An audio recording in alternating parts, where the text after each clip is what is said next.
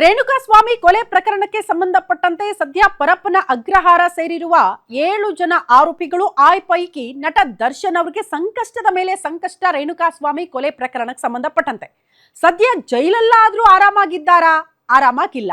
ಪದೇ ಪದೇ ಅವ್ರನ್ನ ಬಳ್ಳಾರಿ ಜೈಲಿಗೆ ಶಿಫ್ಟ್ ಮಾಡಲೇಬೇಕು ಅನ್ನುವಂತಹ ವಿಚಾರ ಮುನ್ನೆಲೆಗೆ ಬರ್ತಾ ಇದೆ. ಪ್ರಮುಖವಾಗಿ ಎಸ್ಪಿಪಿ ಪ್ರಸನ್ನ ಕುಮಾರ್ ಅವರು ಇದೇ ವಿಚಾರಕ್ಕೆ ಸಂಬಂಧಪಟ್ಟಂತೆ ಒಂದು ಅರ್ಜಿನ ಕೂಡ ಸಲ್ಲಿಕೆ ಮಾಡಿದ್ದಾರೆ. ಅವ್ರನ್ನ ಬಳ್ಳಾರಿ ಜೈಲಿಗೆ ಶಿಫ್ಟ್ ಮಾಡಬೇಕು ಪರಪ್ಪನ ಅಗ್ರಹಾರದಿಂದ ಅಂತ.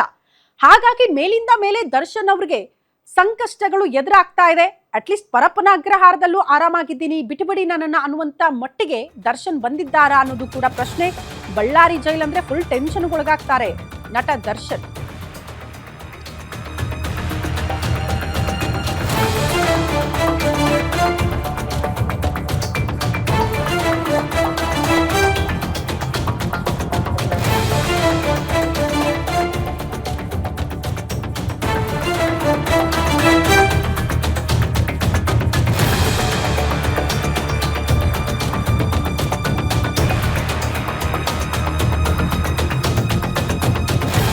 ಬಳ್ಳಾರಿ ಜೈಲಿಗೆ ಶಿಫ್ಟ್ ಆಗ್ಬಿಡ್ತಾರಾ ನಟ ದರ್ಶನ್? ಜಸ್ಟ್ ದರ್ಶನ್ ಮಾತ್ರ ಅಲ್ಲ, 7 ಜನ ಆರೋಪಿಗಳನ್ನ ಕೂಡ ಬೇರೆ ಜೈಲಿಗೆ ಶಿಫ್ಟ್ ಮಾಡಬೇಕು ಅನ್ನೋ ರೀತಿಯಲ್ಲೇ ಎಸ್ಪಿಪಿ ಪ್ರಸನ್ನ ಕುಮಾರ್ ಅವರು ಒಂದು ಅರ್ಜಿಯನ್ನ ಸಲ್ಲಿಕೆ ಮಾಡಿದ್ದಾರೆ.